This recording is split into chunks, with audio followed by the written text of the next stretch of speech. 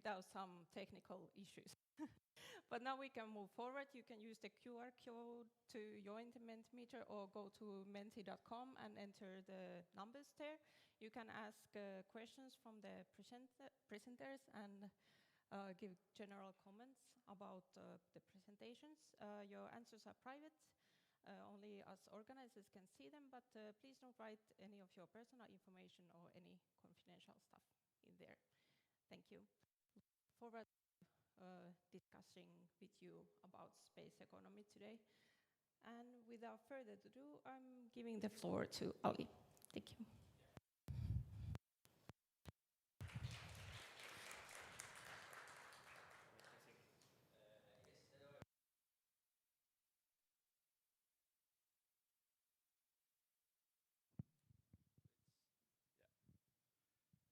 Hello everyone, nice to see you. This is my first Space Wednesday, so that's why, and then it's such a lovely location because it's 5 minutes walking to my home, so it has been the shortest distance to come to meeting. So I am Ali Nadir Arslan, but I've been known in Finland, you know, they cut the second name, so my name is just Ali Arslan, but my full name is Ali Nadir Arslan. And I just joined recently, meaning that 1st of February or 2nd of February, Monday, that the School of Technology and Innovation as a professor in the space domain, which is exactly, if I say that, the space data processing. So it's nice to be here. I didn't know exactly since what will be the audiences. So how detailed or how light I could talk about this space. Hopefully I manage. Now I see quite the experts here, so and also there's some.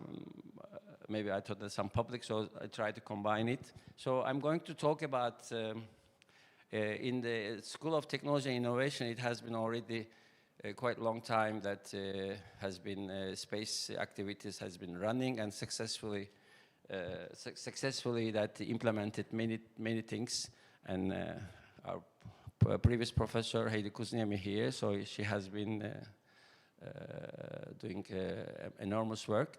So I try to just ramp up from what has been done and try to put things a little bit further and putting my own expertise. So in that respect, you know, when you move in the first places, you do always this new strategy and new things. So I try to establish kind of the Universal Wasa space strategy as a kind of the plan. So this is, today I'm going to talk, if my, yeah. And then there has been lots of activities, but then all these strategies, things that I would like to cover in a certain name, which is the Kvarken Space Center. Kvarken Space Center has been a project run in this our school. So I thought that this is a very good start, and then why not we can actually build on these things top of this the concept. So that's why we now pushing on this Kvarken Space Center on this further. So that's why I'm going to talk about a little bit about this and then relate it with the strategy on that. You can use also this one. If I go like this, yeah. Okay, so the problem is that I don't see but maybe, no, even worse.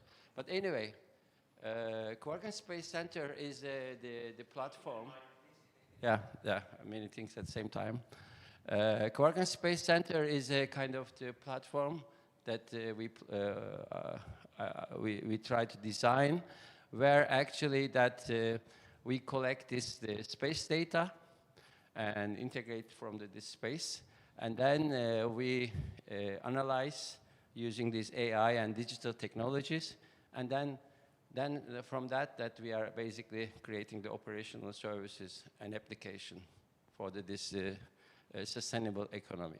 So basically, in terms that our mission that transform space data into operational intelligence and service for energy transition, climate action, and sustainable society. So if I tell a little bit, of course we are the university, so we have to consider every pillar. So this is how this conceptual framework for the space data innovation ecosystem at the University of Wasa. I mean, this is not official. This is what we plan and that as a strategy. So we do have this here that as this capacity building is the most important and must thing when you develop these new ecosystems. And then, which means capacity building, which means that everything, capacity building is talent, capacity building is person, capacity building infrastructure, capacity building in services and application. And then, how we are going to do this through these research initiatives, which means that projects, which means that external fundings, that's what we require. This is also a process of this strategy that we need to run the projects. And then, through all these two pillars, capacity building and research initiative, then we can create this innovative space database application. So this is the ecosystem we try to do it. So I will have now better ones. So basically, this is kind of the University of Wasa space strategy map which I am driving to put on.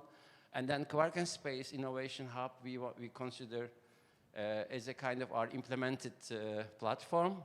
So here, our vision is that European academic leadership in AI-enabled space data system and services.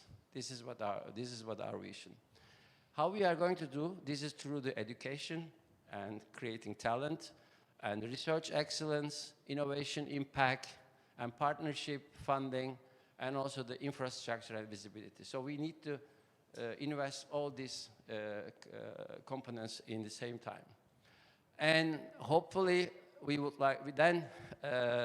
can create, once we implement this strategy, maybe 5 years I plan, so we can create the external funding growth, scientific publication, skill graduate, industry collaboration, international visibility, and regional impact. So this is the outcomes that we would like to see.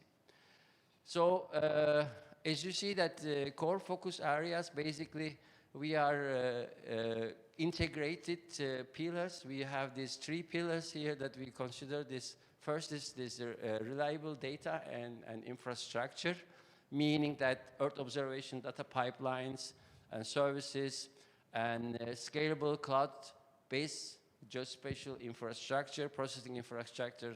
And the other one is this AI-driven Earth intelligence for this predictive modeling and environmental analytics, and then digital Earth platforms. And finally, we want to create these operational products and services through this process.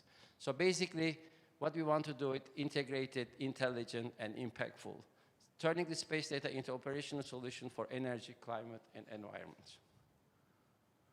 And these are the few examples I wanted to highlight that we would like our current project portfolio. Some of them is included, and some of them we would like to continue. Basically, you see that renewable energy intelligence, energy infrastructure, climate carbon, and marine, urban, and so on. So basically, space data can be anything that you can imagine that can be implemented.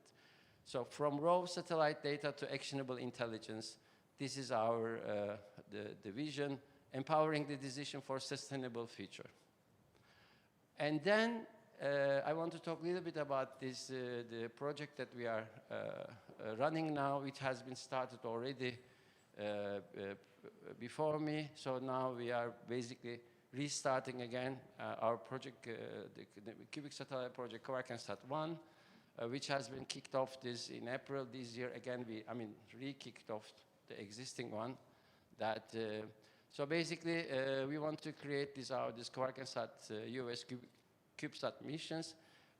This is, of course, our first objective is that we would like to develop this competence in-house so that we can educate our students. So we can create the experts and who would be the interesting on this. So this, At the moment, we are not, we don't want to be like, develop our skills in the or portfolio in the cubic satellite mission development. But we want to be more focused on this, the competence, how we can build, we can educate our students. Then we can actually then create this, what kind of, maybe we can create some kind of the innovative sensors and data use of this cubic satellite. That's what we want to develop, which is in line with the Kvarken space data center strategy. We, I mean, I don't want to go detailed, so we have already name is we set the Kvarken Sat 1, and then we have some pilot candidates like optical camera, multispectral camera, hyperspectral camera, thermal imager, GNSS receiver, and laser retroreflector. So we would like to be first, basically, successful on this mission. That is our first primary reason. For this, we want to be as low risk as possible that we can design our mission. And then there are more information on this. And basically, I would like to just, this is my short presentation, saying that we would like to basically create this solution from space for the better tomorrow, for the sustainable society. Thank you very much.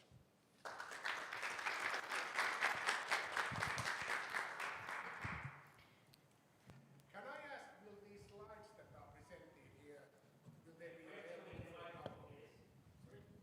Question with microphone.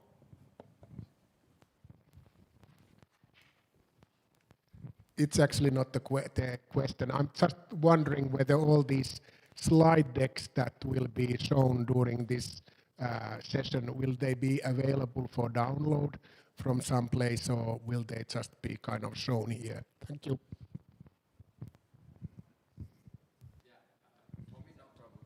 For me no problem. If organizer, yeah, I think we will be available. Yes. Yes, I think we will put all the available slideshows to Kvarken Space Center's website. Yeah, and then very much also to contact us any further question that you may have.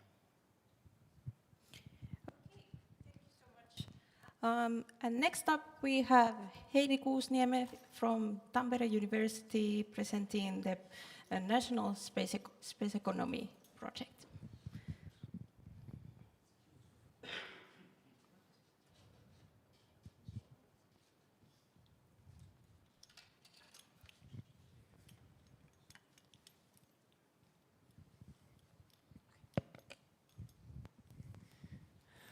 Okay, good afternoon everyone. My name is Heidi Kuusniemi. I'm a joint professor at Tampere University and Finnish Geospatial Research Institute. Very glad to be here, the Wasa Future Festival and its space events. They are very dear to me, and I'm very happy to be here and have so many of you here in collaboration in the space topic. So I'm glad to present in the next 10-ish minutes our national Finnish Research Council of Finland's Strategic Research Council's project SpacEconomy, where we are advancing growth through space in Finland with many participants. So we have 8 participants nationally in the SpacEconomy project, including University of Wasa, host of this event, and Tampere University, Aalto University, University of Turku, University of Helsinki, and then also 2 governmental research organizations, Finnish Geospatial Research Institute of the National Land Survey and the Finnish Meteorological Institute, and then we have, as our media and communications office, Kupla Productions. So I'll describe to you in short this project and how we all can collaborate under the umbrella of this 6-year project.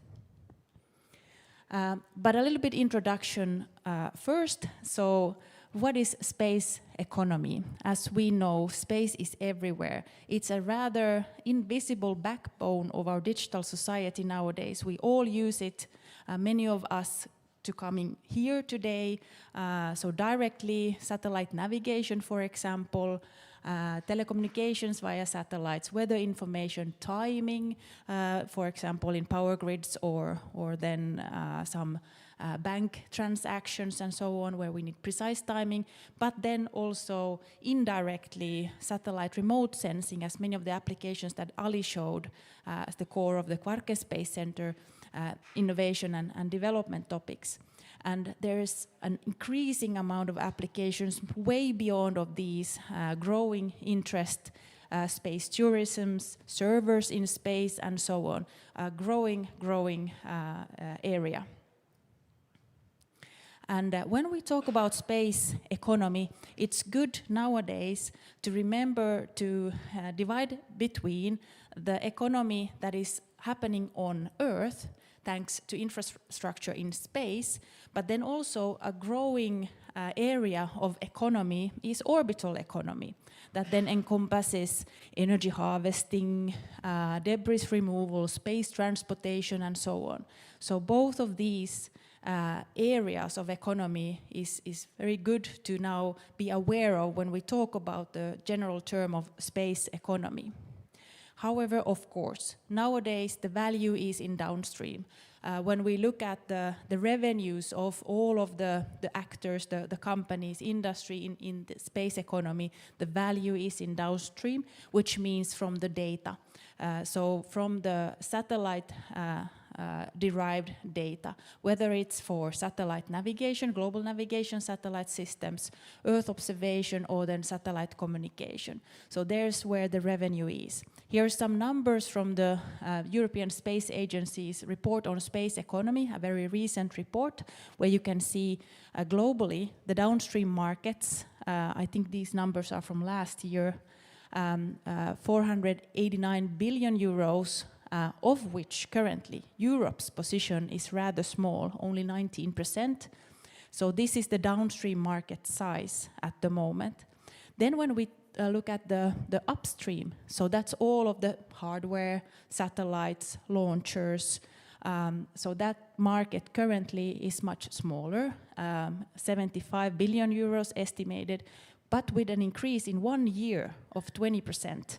But then when we look at what's Europe's position in this upstream market, that's much smaller, only 10%. So there's a lot to grow, both in the downstream market, but also then especially in the upstream market.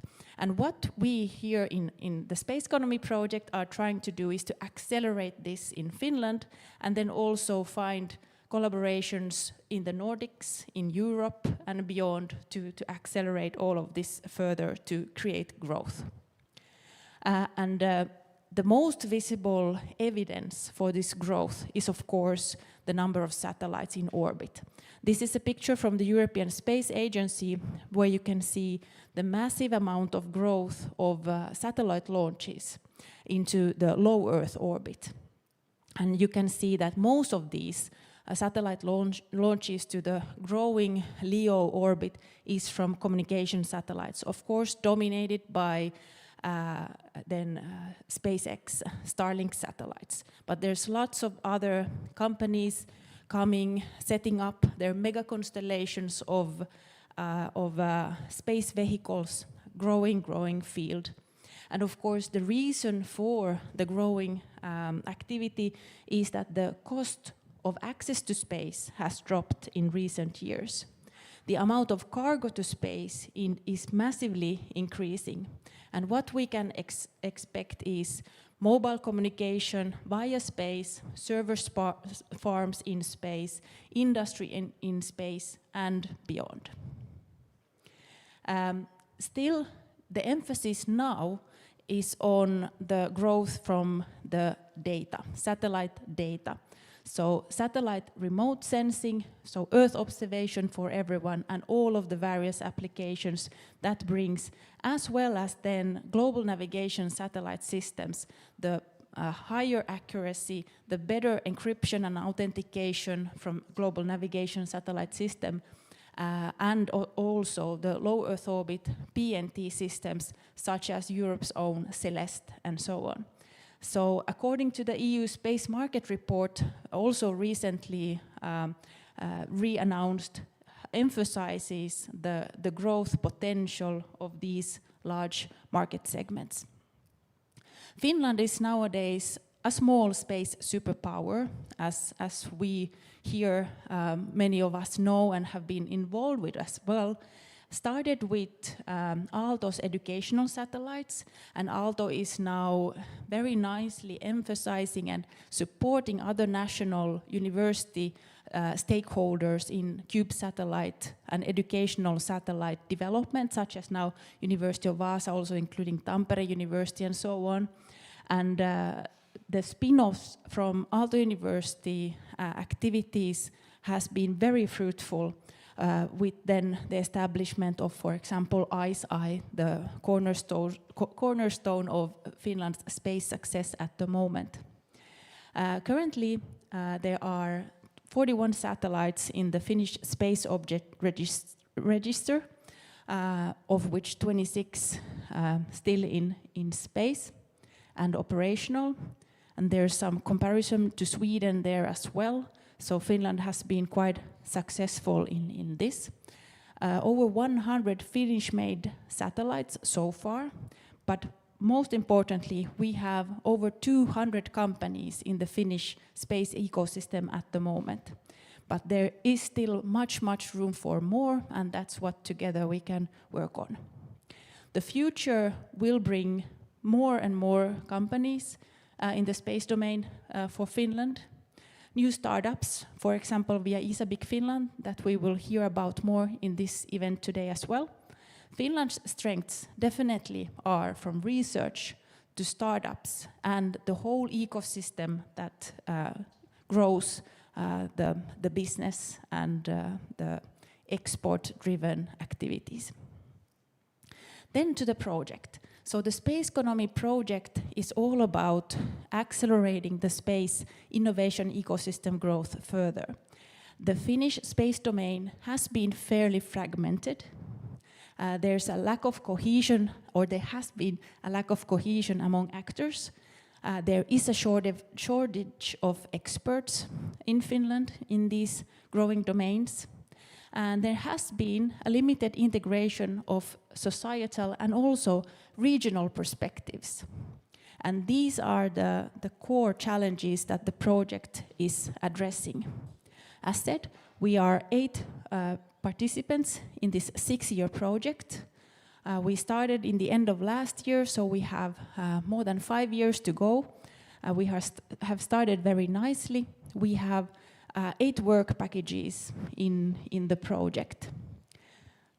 And in the first work package that's led by the Finnish Meteorological Institute, we are building a stronger space data ecosystem for Finland, where we are making the ecosystem more aware of the space data available and, for example, the AI tools available for processing of that data. Then in the second work package, we focus on education, building the competence and the experts needed. This is led by University of Helsinki. We already have now addressed the education strengthening by building a cross-university study agreement. For example, University of Wasa students are able to now take courses from many different other universities and vice versa. So the students have access to 30 different space related courses, and this enables them to become space experts via these cross-institutional courses, in addition to the main topic that they are studying. The work package 3 in SpacEconomy focuses on growth. So what are the business models and which processes strengthen the innovations in Finland and in the space domain? How do we attract more investors to the Finnish space ecosystem and so on? And this is led by Aalto University. The work package 4 focuses on policy and governance in the space sector in Finland, and this is led by University of Wasa. So co-creation with the stakeholders from government, industry, academia, and also citizens, and engaging all of these actors together. Work package 5 then focuses on preparedness and resilience, and especially the resilience of these space infrastructures that are critical for the Finnish space ecosystem. Work package 6 then focuses on future research and the impact of the activities that the project is doing and what the space ecosystem is doing, and especially then the impact on societal well-being as well, and our public services, for example. And this is led by University of Turku. The resilience project is led by the National Land Survey.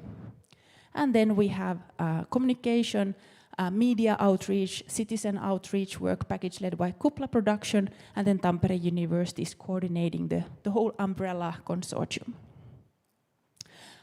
We have had now a little bit more than half a year of this project with quite good success so far. We have been co-organizing the Winter Satellite Workshop. That's a growing core event in the Nordic, Baltic, European space domain. We have lots of media presence so far, which is something we strive to do so that we get visibility for the space domain here in Finland. We have lots of stakeholders that we engage with via newsletters, our LinkedIn group, our website, and then we have lots of spin-off projects also between our partners and with our stakeholders and companies and so on. Of course, we also focus on scientific publications, so we have more than 50 people in the consortium overall, and many of these are researchers that focus on beyond state-of-the-art scientific innovations as well in a multidisciplinary setting. Then we do expert work, consultancy, we interact with companies, the government, so try to be as active towards many partners and collaborators. And then, as said, the national study agreement between many universities and universities of applied sciences in the space domain is a very important achievement. If you're interested in more, I hope you are, check out our website, our LinkedIn group, and let's accelerate the Finnish space ecosystem together. Thank you.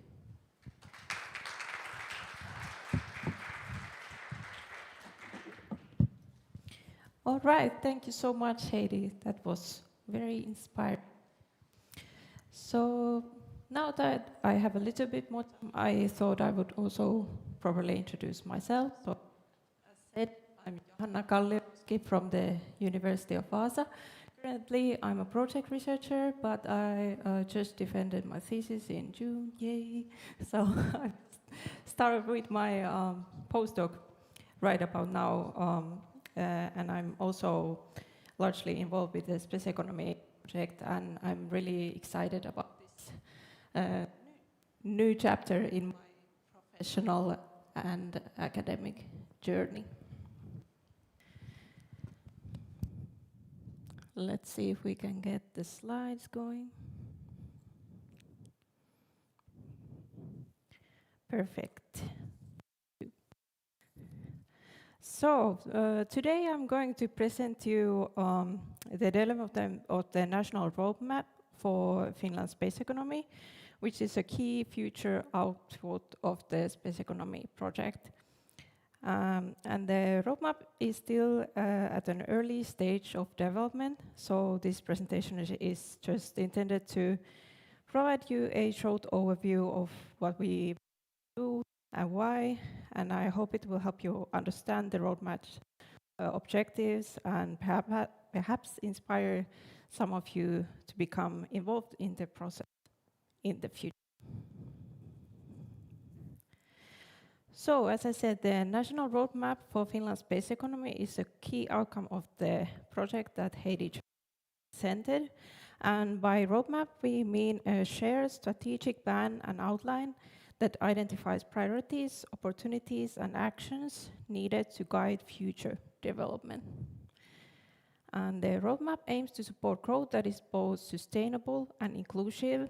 And here by inclusive growth, we mean that economic development is balanced with both environmental and societal aspects.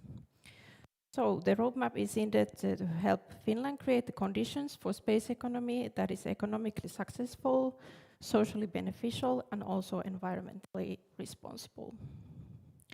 And this work is carried out in work package 4 that Heidi just talked about, which focuses on the broader conditions needed for Finland's space economy to develop sustainably over the long term.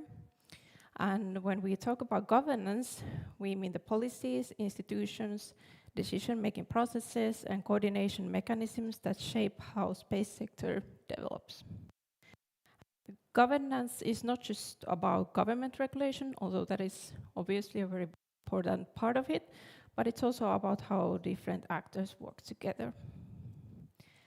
And when it comes to the opportunities provided by the new space economy here in work package 4, we build on the work of other work packages and examine the wider societal ecosystem and the policy environment to support these activities.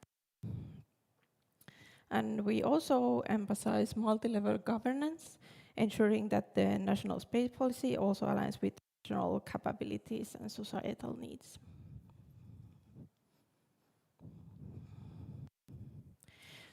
So an important feature of this roadmap is that it will not develop just by us researchers alone.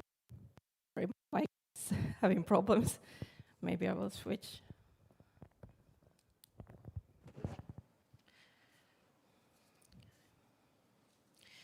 So it will be co-created with the stakeholders from government, industry, academia, and also civil society. And the aim is to combine different types of knowledge and experience to ensure that the recommendations are both evidence-based and also practically relevant. The roadmap will also serve as a way to bring together the findings from across the space economy project so that different work packages focus on different aspects of the space economy, also ranging from business models and innovation to governance and sustainability, and then we will integrate these into a coherent set of priorities and actions in the roadmap. And a key objective is to develop recommendations in several areas that are critical for the future development of the space sector, and these include regulation, investment, and innovation policies, which are there to help translate the research and technological advances into societal and economic benefits. Then there's also preparedness for future disruptions, such as technological change and geopolitical developments, environmental challenges, and shifts in global markets. The roadmap will also be aligned with Finland's national space strategy and broader international sustainability frameworks, such as the SDGs. And when finalized, we plan to also share this publicly. So hopefully when we are done with the work, you will also find back to it, although it will still take some time, sorry. So here is the QR code for the Mentimeter once more, in case someone missed it and still wants to take part. And also, because this roadmap process is based on co-creation, we are inviting expressions of interest from anyone who would like to get involved. And if you are interested in participating, the easiest way to do this is to contact me via email, which is shown there. And you can also find my email from the university website if you type my name there, Johanna Kalliokoski. And this will allow me to review your messages later and then also get back to you directly. So that will be the easiest way to do this. But also, if you want, you can also leave your comments via the Mentimeter. All right, thank you. That was it.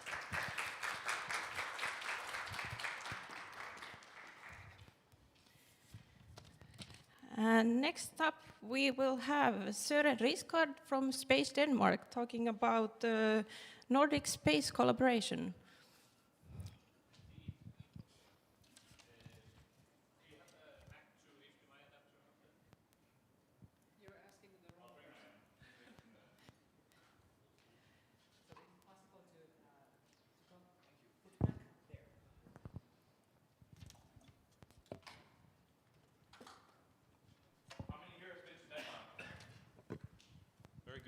very good. Let me just get this set up. How many here has never been to a space event before? And not, sorry. Okay, so someone has been to space. Good. But everyone else has been to a space event before. That's good, because that allows me to know a little bit what level I should be speaking at, and how many acronyms I can use. Excellent. And then I have this here, which I'll use as my clicker. Excellent. What am I going to be talking about today, and who am I? My name is Søren Gram Riisgard. I'm the founder and CEO of a company called Space Denmark. We are the independent national umbrella for the space sector in the Danish ecosystem. But today I am speaking in my capacity as project lead for a project called Space Nordic. And my whole presentation today is called The Key to Nordic Space Collaboration. And the conclusion up first is that the key to Nordic space collaboration is Space Nordic. That's the pitch I'm going to be making, at least. But first I'm going to rewind time to 1999.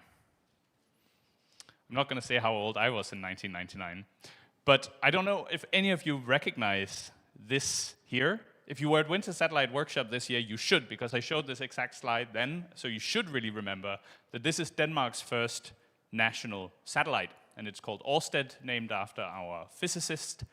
And it was sent into space as Denmark's first national space mission to measure the Earth's magnetic field. This was an academic project led by the Technical University of Denmark, and I brought it today to exemplify how space in Denmark has moved from being a mainly academic-led venture into something that's changed somewhat. In 2025, we saw the launch of this satellite. This is called Bifrost, and you could say that it's Denmark's second national satellite. But it's slightly different because it is actually a Danish-Swedish project procured by the militaries of Denmark and Sweden. And its purpose is surveillance. And it has a very interesting onboard processing technology for processing a lot of data using AI and then just sending down to Earth a limited amount. It's called Bifrost, named, I think, after that rainbow bridge to Valhalla. I'm not entirely schooled in that world. And here are some of the consortium members, including UniVaasa in Sweden. So it shows this change from academic-led national projects to defense-led procurement on a Nordic level. And I think that's a pretty good example of how we're moving towards more Nordic collaboration to tackle some of these shared challenges around especially surveillance, communication, navigation, positioning, Earth observation, and especially around the Arctic. I thought I would do a little bit of an exercise here and just go through the countries one by one and ask you, Norway, what comes to mind when you think of space and Norway? Andøya, okay, launch. Kongsberg, rockets, military rockets, space rockets. They have a very strong position in space. Then we have Finland. I brought a picture of Wasa. I had no idea what this was when I put this picture in the slide. But Finland, we've had some examples today. Any keywords? ISI, okay. More satellites, defense capability, GNSS, of course. Observation, Earth observation, spying. Kvarken Space Center, very good, thank you. Let's have a look here. Iceland. Analogs for astronaut training is what they're particularly selling themselves based on. Lots of maritime environment that needs protecting for all of our sakes. Sweden. S-Range, thank you. Our representative from the Swedish Space Agency, sorry for calling you out. Saab, more defense top engineering universities as well, just like the rest. Sorry? Systems. Systems of systems. Yeah. And then we have Denmark. Anyone? Ørsted satellite, Bifrost satellite, complex systems, DTU space, and a lot of other space universities. This is just to give you a flavor of what the Nordics have to offer on an individual level. But when viewed collectively, our argument in the Space Nordic project is that the pitch becomes a lot stronger. Because think of this region, the Nordics, 12th largest economy in the world, 2 spaceports under development, 5 major satellite companies. You have Saab, you have Kongsberg, you have a whole bunch of expertise related to climate science, Earth observation, commercializing space satellite data into infrastructure, transport, agriculture, Arctic surveillance we have experience in, and this is something that is increasingly becoming interesting on a global level, also from a geopolitical perspective. Greenland, some of you might have heard of, part of the Kingdom of Denmark, only adding to the complexity of the space domain currently. This is a report that conveniently came out before I had to give this presentation. It is by Nordic Innovation, who's also funding the Space Nordic project. I encourage you to scan this QR code or go to Nordic Innovation's website where you can download this publication. Just came out with some very fresh data and insights into the Nordic space ecosystem. And what the contributors, some of whom are in this room, have done is gone out and interviewed stakeholders in all of the Nordic countries and tried to identify what is this opportunity, this one that we talked about very loosely before, and you can see it in much more detail in the report. What does the Nordic space opportunity look like? What are the gaps? What are the challenges? And what does it look like if we go together? What are the recommendations for getting the most out of this foundation? There are some challenges in the Nordic space ecosystem. We've talked about the opportunity, but some of the challenges relate to lack of capital, private capital especially if you're trying to scale your business. Scaling your business is just something there isn't a whole lot of support for. Research to business, how do you commercialize your research as a university? It's something that each country is trying to solve nationally, but there's very little exchange in the region on how to solve these challenges or building bridges and trying to connect the dots. So really the fundamental issue in the Nordic space ecosystem, in our opinion, is fragmentation. This is the case in each country. You probably know it from Finland, that the Finnish space ecosystem tends to be fragmented. Luckily, we have projects like the SpacEconomy project, the AuroraSpace project, that connect the dots some. But we tend to be individual actors in each country that are working for our own individual gains. And that's natural. I mean, it even creates some competition, which I think is healthy in an environment like a Nordic country. But internationally, it causes a challenge because how do you sell something collectively when everyone is working on their own? And when you scale it up to the Nordic level, this problem becomes ever more apparent. And what our attempt here is to create a more combined pitch. And that's why we've proposed the Space Nordic project. It received funding earlier this year, and it started in June. It's a 3-year project funded by Nordic Innovation with partners in the Nordic countries. We're also including the Baltics because we all believe that the Baltic countries actually also have a lot to contribute, and there's already a lot of collaboration with Estonia, Latvia, and Lithuania. And we have a lot of the shared challenges, around especially maritime connectivity, maritime surveillance, climate change, and our neighbors to the east. Then these are some of the things that the project will be working on. I've also put this on flyers around the event that you can pick up, or you can go to spacenordic.com to read more. But we are trying to unite the Nordic space sector. We are trying to map the research and testing facilities. This was something else that was identified in the report that I shared before. We don't know what each country has. And if I ask most people at Winter Satellite Workshop, what does Denmark do in space? They can't really tell me. They know some of the buzzwords, but they don't know what specific laboratory facilities or what testing facilities are available. And instead of going to the UK or to Germany for these sort of, for instance, validation requirements, why don't we look in the Nordics and keep that business in the region while at the same time creating a more cohesive space sector? Then we're trying to build a Nordic space brand, and you're actually looking at it. Space Nordic is the brand that we'll be taking outside of the Nordic region to help promote the space ecosystem. And we'll do this by coordinating joint international delegation visits. I'll get back to that one. Then there is work around facilitating this research to business scaling and making sure that the research comes out and lives in the companies.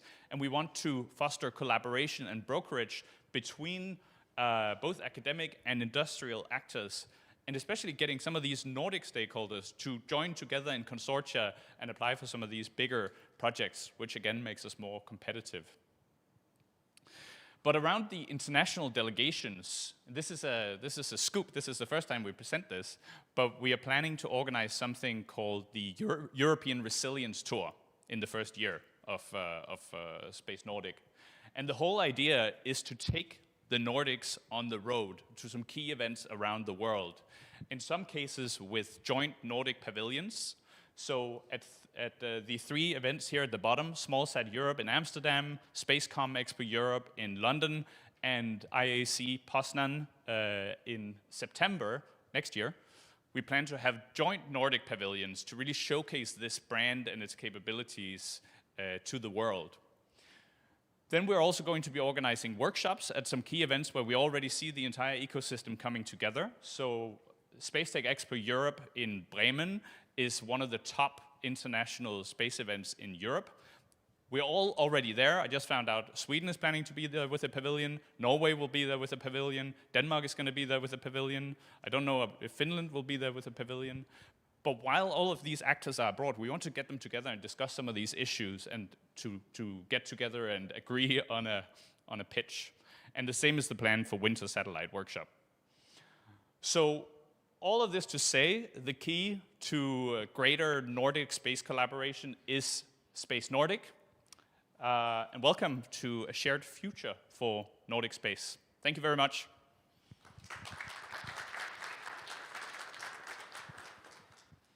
Yes, and I don't know if we have time for questions. Yes, we have some time. Very good. Regarding the Nordic, what I would call a multi-domain cyberspace, you have any aspect on that? Multi-domain cyberspace, so you mean the relationship between the cyber domain and space domain? Okay, that's not something we've included in the project description. However, the project is designed to be multidisciplinary, and this is something I didn't get into it during my talk, but for instance, Denmark's space sector is also made up of robotics companies, of cyber companies, of AI stakeholders, quantum stakeholders, and I think it's important we stop talking about space so much as an industry of its own and start viewing it more as the domain, which it is. We don't talk about land companies.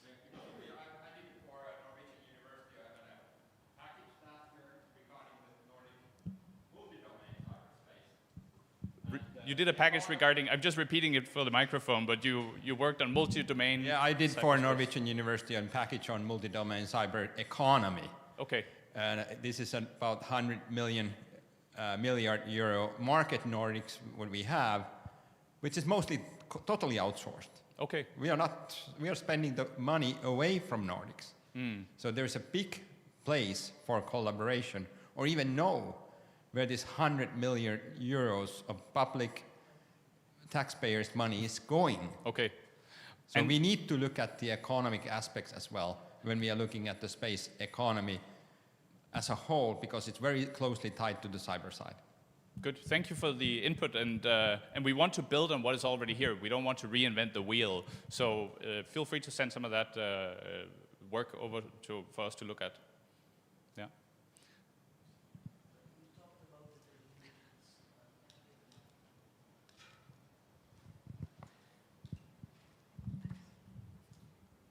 You talked about the delegations in the Nordics. So what are your plans for the next, this year? about other than what you have showed, that these are the focused events. So are you also looking forward to go outside the European Union for those events?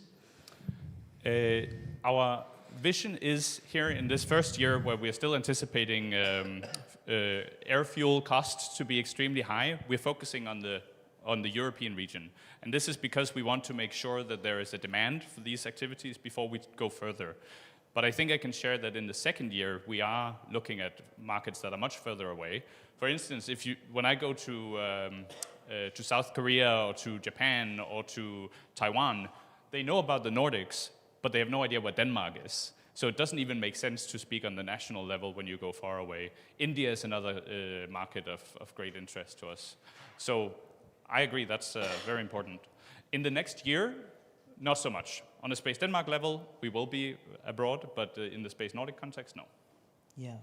And what do you think about the market which is on the orbital side of the space? So are you also going to discuss this during your events? Because I haven't had any events focusing on the orbital market only. I would argue that most of our space events are related to orbital issues. For instance, satellites orbit the Earth, right? Isn't this an example of an orbital activity? Yeah, and also, for example, different kinds of orbital, like spaceports you have talked about. We have very limited number of spaceports. We'll be interested also to discuss about that in the future. Yeah. Thank you. There is a comment over here. Is it okay? Do we have time? Yeah, just quickly, you mentioned about mapping the infrastructure. Are you talking mainly about hardware, or is it also related to data sources or data infrastructure for Earth observation side? We haven't even gotten so far into the work as to defining what that resource should look at, but it's certainly something we will do with input from the ecosystem. So this is valuable feedback, and we'd love for you to send some thoughts to the contact email. Thank you. All right. Yes, there is actually some questions here on Mentimeter as well. The anonymous questions. There's one for you, and there's some for others, but I thought maybe we'll just take your question first, now that you're here. So, about fragmentation versus localization, how do we find the balance in lexicon? To what extent is fragmentation/localization beneficial, and when does it become harmful? That's an interesting point. I think I touched on it a little bit. I think a certain level of fragmentation is important. I think it helps us stay innovative, pushing ourselves to be competitive. The problem is when that's all you have. And I can give an example from the Danish case where before this I worked in British trade promotion, and I was helping British exporters find opportunities in Denmark. But they didn't even think about going to Denmark because there was no national contact point or anyone for them to talk to. So they could reach out on an individual ministerial level or individual companies or universities for collaboration, but no one was sharing the whole cake, which meant that it was actually harming everybody, in my opinion. Of course, when you then win the business and you have people who come into the country or into the region, then we can fight about what that should look like. But I think it's really important to present this united front. I hope that answers the question of this commenter. Yes, thank you so much. And thank you so much for your presentation as well. Let's give applause.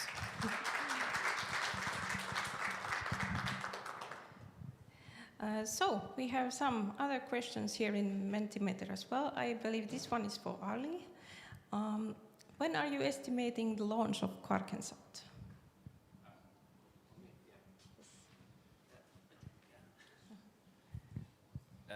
The plan is the end of by 2027. I mean, December latest, depending on, of course, the launching time, but that is the idea. Let's say the last quarter of 27, hopefully. Okay, thank you. Then we have 4 questions for Heidi. I was thinking maybe you want to come over here for these. Okay, so First one.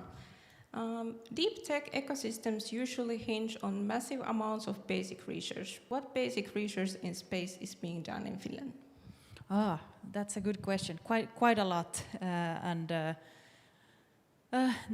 Finland has a very long tradition actually in space research, in space physics, especially. So that's maybe one of the fundamentals.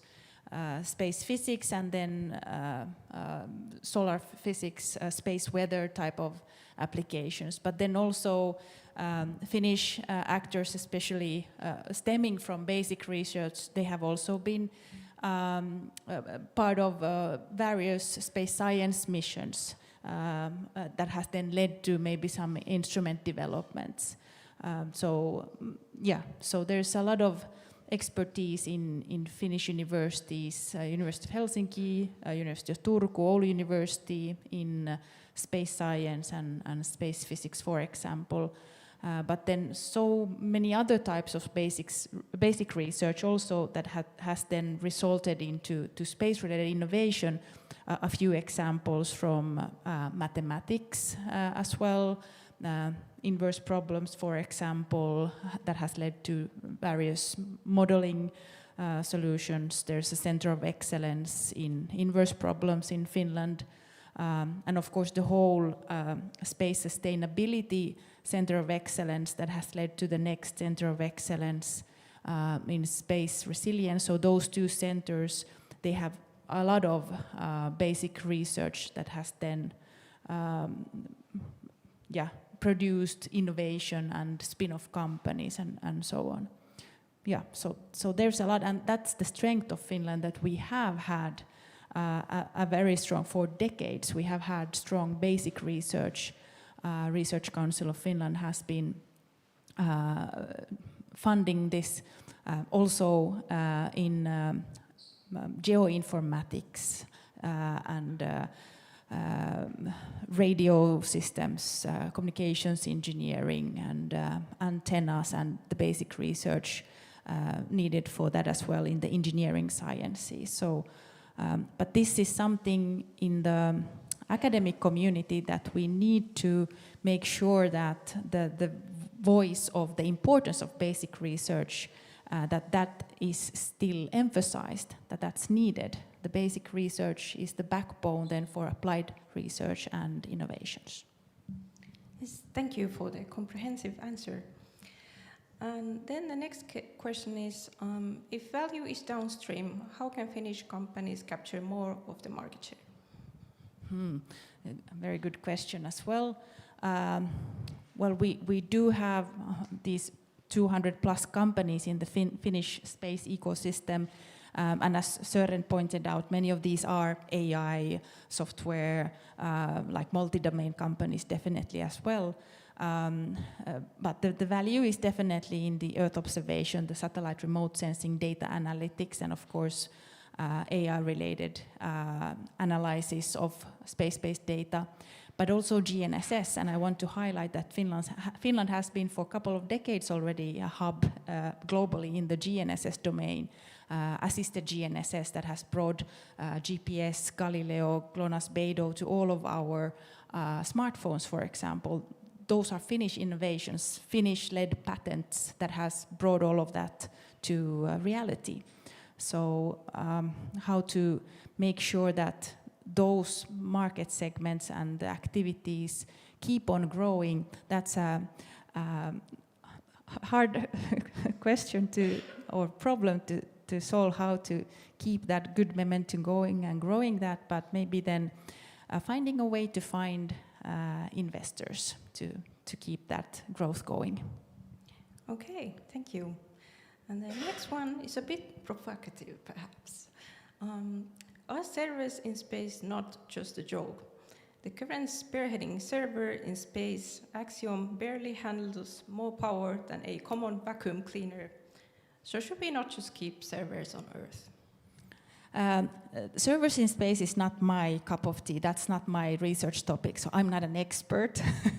So I rely on the expert studies saying that that's the future. That's all I can say. But yeah, at the moment, I guess this is indeed the case, but the future is servers in space, I've heard. All right, thank you. And then the last question, how important is satellite sovereignty for Finland? Can we expect satellite wars in a polarized space market? Satellite wars? Yes. That's definitely a risk. That's also something that in our SpacEconomy is part of the work package 5 analysis. What are the risks and how do we in Finland nationally address those? I think indeed it is a risk, and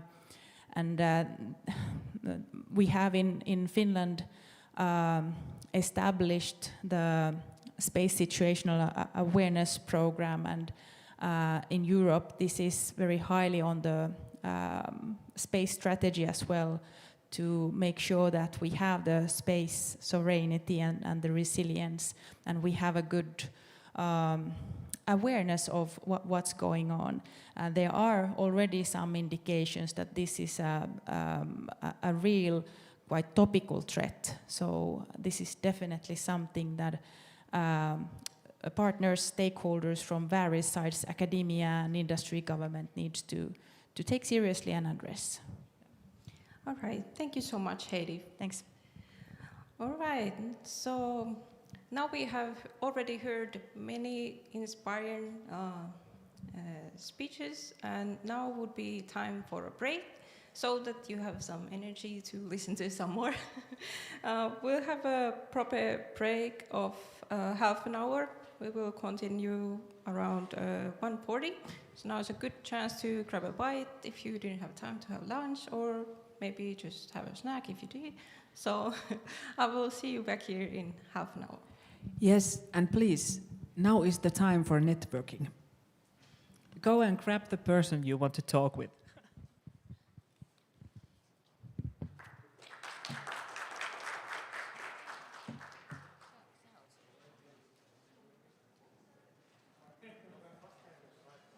Hello! Can you hear me? It's time to continue the program. I made that on purpose, of course.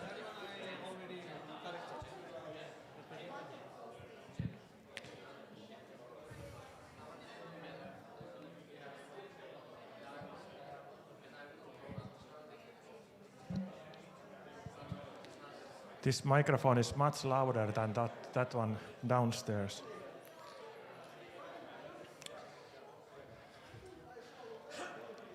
There are still good places here in the front row.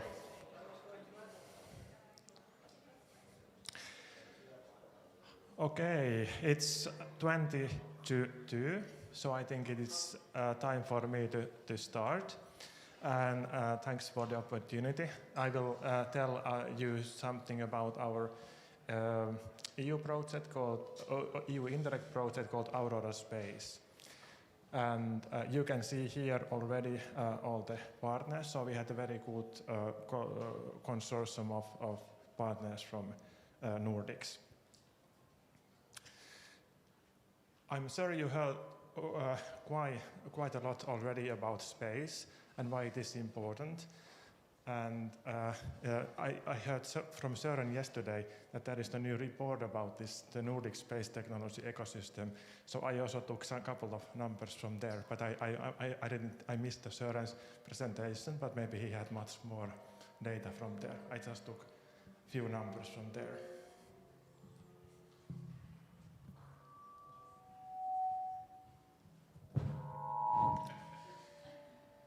Can this be a little bit volume a little bit lower? How about now? No, maybe? Still quite loud. You can still put it a little bit. Okay. Is it now better? Yes. So already in Finland, the space is an important thing. So we have a lot of businesses, a lot of technologies developed here, and we are looking for more opportunities in space. For example, this Earth observations, we have excellent companies for hyperspectral imaging, UniVaasa, radar satellites, ESA, satellite communications, satellite positioning and timing, and different satellite platforms. We are also working with these technologies in the university and in this project. And we have surprisingly some 200 space-related companies and 150 million euros of turnover, 800 employees, 100 million euros export. So space is indeed an important thing for us. So therefore, we are very happy to have these projects here. But still, even though in Finland we have a lot of activities, Finland is very small in the world. So therefore, it's better. Okay, I didn't remember I had this slide as well. Some more details about these companies, like everybody knows this already. ESA, radar satellites, UniVaasa, Aurora propulsion, some water-based satellite propulsion technologies, Sharpnav, new startup companies. Mikko is maybe somewhere here. Mikko and Jaakko and some other people from our university are already having this startup company, zero gravity for thermal imaging, and all kind of things, all kind of entrepreneurship things, new possibilities in technologies. And this space kind of inspires, it's very interesting area, so it inspires students and researchers and businesses to also attract more people, more talents into this region. But Finland is very small, so alone we cannot get so much things to do, so therefore collaboration is what we need. And in the Nordics, the collaboration is very useful because the culture is quite similar in Nordic countries. Collaboration is very easy. We even share the language between the large area. Unfortunately, personally, I don't speak Swedish so well, but many others do. So it's easy to communicate and discuss. Søren asked yesterday that why we don't have Denmark in this. That is a good question. In this project, they are not, because this region didn't reach to Denmark, but maybe in the future we have also collaboration with Denmark. And why? So the Nordics are very important players in the whole Europe. There is new launch facilities planned in Norway and Sweden, so where they can put satellites on space. Currently there is lack of this kind of capacity, and also all this technological and knowledge that we have in this region makes this rather important. So we have a lot of collaboration opportunities, launch, research, education, space technologies, and different space businesses. And this project, AuroraSpace, is about collaboration between universities, companies, and space administration in the Nordics, not including Denmark yet, or Iceland. And this project has covered different kind of areas. It is not so technical, but it's kind of related to cube satellites, launch facilities, sensors, data products, data processing, and space business. And we have concentrated a lot about space ecosystem, exchange, and mobility, and how we can spread the knowledge and benchmark best possibilities in different countries. It's also connected to this ESA Business Incubation Center and Phi-Lab activities. And here you can see what was the purpose of the project and also the region. So these bright spots here are all the kind of places which were connected in AuroraSpace project. So we indeed had a very good coverage for the whole north part of the Nordics. And the purpose was that we want to boost space businesses, we want to enhance sustainability practices, address societal challenges in our region. And this we would try to reach by fostering collaboration and generating new businesses. and paving the way for sustainable future. There is also a link, I think we can put this material somewhere, so there is also a link to the AuroraSpace website where we have collected the information about Nordic collaboration. Then here is some companies or organizations that we had in a steering group. So you can see a good proportion of large industries and also small and medium industries. So indeed, in this project, we also had a large connection to industry. So it's not only university collaboration, but also like a connection between the research and business. The project had two work packages. This work package 1 was space ecosystem exchange and mobility. And there we wanted to build this kind of methods for exchange, research exchange and student exchange between the universities in the Nordics and allow possibilities for mobility in the Nordics. And then the purpose was to organize workshops and to improving and coordinating space-related education and research. Cross-border education possibilities, workshops and summer schools, share information in a website, and researchers and students as space ambassadors. Because the new space is quite new thing, so also many organizations don't know yet how to fully use that knowledge or use the space in their work, so then we wanted to kind of share that information. Also presentations in high schools and some also many different locations also for normal people. And then another work package was about commercial space ecosystem support. So we wanted to map what is happening in space economy in the Nordics, what kind of companies there are, what they are doing, and then also help then the industries to find partners and find collaboration opportunities. So we made a rather comprehensive survey, but maybe, and it is included there in the Aurora ecosystem service portal, but we also find out that this area is it's changing very fast. So whatever we do there is quite soon outdated.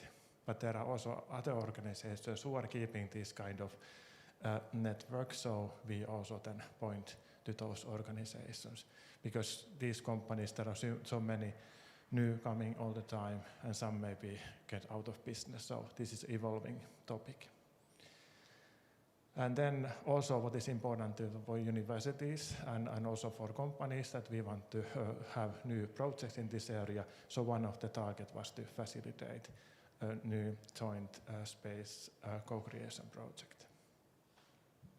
And having all kinds of networking and information sessions for them. So we made a lot of material in the net, presentation materials. We get seminars, workshops, hackathons, and portal of space services. That was, and let's see how we succeeded. So we made these portals. We had workshops, summer schools, material repositories, recommendations also to improve cross-border space economy and all these kind of things. Made some marketing materials, presentation materials, and we got a lot of visibility. There was our communication team made kind of regular newspaper articles about space activities. There was a lot of publications. Mikko's PhD thesis was made partly during this project, and then later on they founded their company to continue these operations, and plenty of master's thesis and other kind of study work. some examples. So this was the boring text part, and then I have more like some pictures, which are more telling that what kind of activities we had during this project. So the team from all the universities, different countries, we visited the different interesting locations. So this was one visit in Sodankylä, that the Tähtälä has a Sodankylä Geophysical Observatory is one of the partners. So they hosted this event in Sodankylä. And those satellites that you see, the antennas that you see in the background, they are part of this ESCAT research that is also a collaboration between the Nordics. It's not part of this project, but it was very nice place to take the picture, I suppose. I was not there myself. Then, of course, the visit to Esrange satellite launch facilities in Kiruna in Sweden. So the people from these different universities visited there and saw what is the opportunities there. They also have kind of student visits, so that students can go there and see how this part of the space projects work and get inspired to do some new interesting projects. And there is similar launch facility in Andoja, but I only find in this picture from my computer, this is actually some lighthouse there on the seaside. It's close by this satellite launch range that we visited. It would be better to have picture of this actual launch facility, but it was quite similar, I suppose, than in Esrange. They have launched several sounding rockets from there, and there was one test of launching the actual CubeSats, but I don't know what is the current situation. Did they already launched any? Does anybody know? Maybe not yet, but they are planning to launch those Cube satellites from there. It's a very nice place because it's near the Atlantic, and there is nothing but the sea until the Greenland. So it's a good place to launch rockets. So if they fall down, they just go to the sea. Unless they just need to kind of restrict that there is no ships in that sea during that region. Then one of the results that was also partly connected to this project was this book that Arto Ojala and a lot of authors made. So, Book of Space Business, Emerging Theory and Practice. That is also a link to this book, so you can get it there. It seems to be open access. And Arto said that new book is coming. When can we expect that? Hopefully early next year. There will be. What's the difference to this? New book focus more on ecosystems. For ecosystems. Okay. Space ecosystems things. Thank you. We are looking forward for that. Then there was many kind of events. Jari at least was here. So he was organizing these space garage activities, and so the students regularly met and they kind of discussed about satellite projects and also this kind of what they can do as a study project. In many kind of courses we need some kind of example cases where what students can do during the project, and it can very well be related to space as well. There is usually a lack of topics, so this space gives nice topics for Earth observation or positioning, algorithm development, or maybe satellite mission planning. Then there was hackathons. These people participated to Cassini hackathon that was in Prague, and I think they got some second prize from that. So our teams from our university. So they were inspired about the topics there and met a lot of interesting people there. Then also that Wamken and Jari has been organizing a lot of these NASA space hackathons every year. And so that is some of the largest hackathons of space in the area. And it has attracted a lot of kids from different ages to challenge themselves with space-related topics. And as you can see, there are students from different ages, and they are interested in solving some problems and doing some work. And I'm sure that those students who meet here these topics and try to solve them, that they are also interested in learning more about these things and about all the technologies, maybe mathematics and things to be more capable in these areas. They also learn networking and some entrepreneurship things, so really interesting.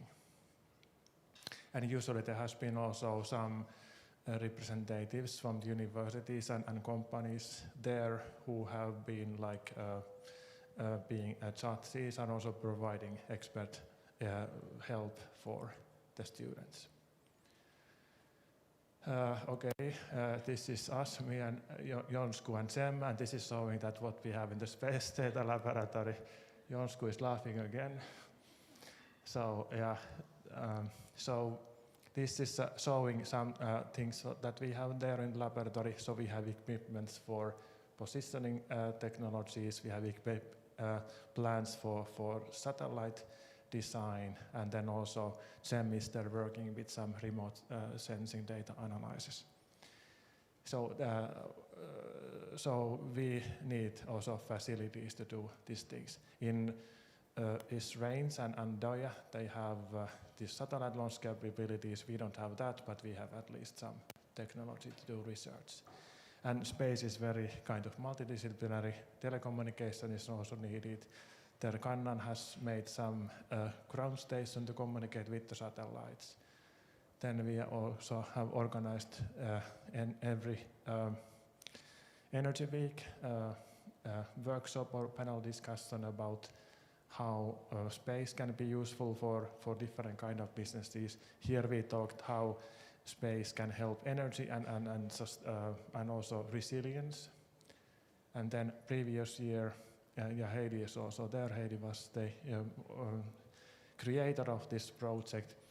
So this was the last year panel discussion also how space can power renewable energy solutions. And then we had the spring seminar last thing. So lots of different kind of things, and what are the actual results what we got?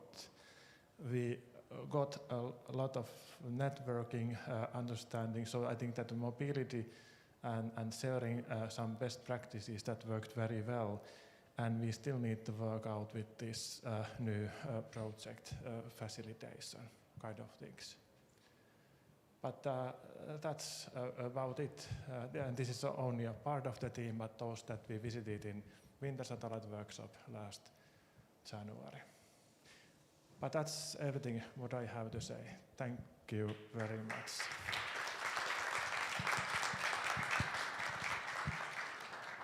All right, thank you so much, Petri. Do we have any burning questions for Petri right now? If not, then we will move on with the program. Next up, we will have Pekka Suominen from University of Wasa talking about multidisciplinary collaboration.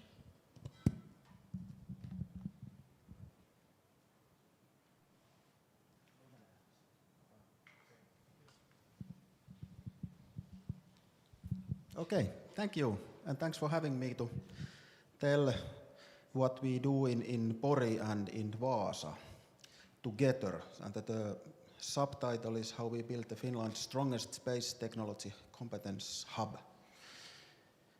First, I take the opportunity to tell a few words about me because I'm quite new in the field. So, just started as a professor in automation technology here in University of Vaasa. I'm responsible of automation and robotics education in Pori and in Wasa, mainly in Pori, so that's why you don't see me here so often. And I have a PhD in physics from Jyväskylä. I did my thesis about accelerator technology, IO sources, plasma physics, and plasma magnetic control, which these topics are very close to space applications and space plasmas and vacuum and high voltages, whatever. And recently I've been working in robotics, automation and AI in industry, which also are very close to space related stuff. My special research topic is in optical emission spectroscopy and AI methods, utilizing AI methods in spectroscopy. I also have more than 10 years, or actually over 15 years, entrepreneurial experience in different companies and founded few startups myself. 3 years at CERN, as in the picture. This is CMS detector related to LHC. Here are some pictures from my company. So all this, what you can see, the robotic and personal automation, and even the big motor on the bottom is designed by me. So that kind of things, if you need some help or consultation or something, just feel free to contact. And this is the latest research, the optical emission spectroscopy and laser-induced breakdown spectroscopy for material identification. So, for example, you could utilize that to detect what kind of elemental composition is on the asteroids or whatever. So we are working to put those on the rockets. So then I jump into automation and robotics education in Pori. And there is a brief history thing. So this is a foundation funding from 2022, Ulla Tuominen Foundation and Eurajoki Savings Banks Foundation. They wanted to strengthen the collaboration between Pori, Satakunta region and Vaasa region, because the base of the industry is quite close, so they wanted to do things together, and they wanted to utilize the quite nice laboratory in Pori. And there it started, and the program, joint program where University of Vaasa gives teaching in Pori in automation and robotics started in 24, master's program in robotics. Name was changed, there is more automation in 25, and now I have thought that I should put focus on the student recruitment to get the best ones available, link them with the companies and link the doing with the companies, and find new research projects, doctoral paths, and especially in space application, which is very close to my heart. So I want to utilize this automation and robotic stuff in space field as much as possible. And as mentioned, Satakunta University of Applied Sciences has also some relevant research and laboratories in Pori. There is a Robo-AI Research Center with 60 people working on industrial robotic things. Green is circular economy of especially high-tech metals. Health is health sector, social and welfare sector, robotics. Then cyber and space applications, and quite big laboratory full of robots. Actually, all these pictures are from the laboratory, so we have the recent humanoid things with more than 40 degrees of freedoms in this robot. It's quite complex stuff. And mobile robots, different kind of, and also from the bottom right, you can see the rover with the industrial arm, so we can use autonomous guidance, material detection, picking up interesting samples, and I have some plans to develop this laboratory in the direction of like a lunar surface and use that in the studies or with the students. Then I jump in the space team, so maybe some of you have heard about Pori-Spacelab and the West Coast collaboration. So Pori-Spacelab is really recently founded space collaboration. 3 pillars. City of Pori, even the mayor of Pori is super interested and calls me like weekly about these topics. And then University of Turku and Satakunta University of Applied Sciences have founded it, and they are going to start new master's program in 27 organized by University of Turku. Topic is space technology and environmental remote sensing. So on these topics mostly. And it connects the space with automation, robotics, cybersecurity, AI, remote sensing data, which is quite closely the same what I do for the University of Wasa. So therefore I want to open this and collaborate in West Coast and broader and in Finland, because we really need collaboration and we are too small to do things just alone. And this picture is from our small satellite control room, where we have an important visitor, astronaut Tim Kopra, actually in the picture. But student doing with KitSats and small sats and CubeSats, they also have licensed Aalto technology, so Aalto is very nicely giving this technology all over, so we can benefit everybody and do things together here in Wasa as well, and learn together, and students can collaborate as well. And then in Pori Space Lab, public outreach is a big thing, so they plan to organize public outreach events. And speaking about public outreach, I was just responsible of organizing Suomi Arena Great Space Day in June, which was, you can see from the picture, more than 1,000 people, and on the stage very important people we can see in this room today. And there was a small space village where audience could get some stickers and discuss with the experts. Was really a success. And I'm mentioning this because in the future Suomi Arena has asked us to organize more of these kind of events, because it attracts technology-oriented people and young people and everybody, because space is so attractive theme. So probably we are going to make it even bigger, and I wish you all welcome there to organize it. And SpacEconomy was a very big part of organizing. Jari Mäkinen was with me. We had 100 meetings about this. So Heidi, you can put it there. So what's next? In this automation and robotics, I have been asked to do some streamlining in curriculum, and we thought that we should pack it again with the new modules, where space module is one of the most important. So it would be in Pori automation and robotic with the space module, and we put things around it and make it very attractive to the students. And we need to find funding and resources and new projects in various fields. We can combine energy, data centers, industrial economics, but mostly space robotics and autonomous systems will be my responsibility.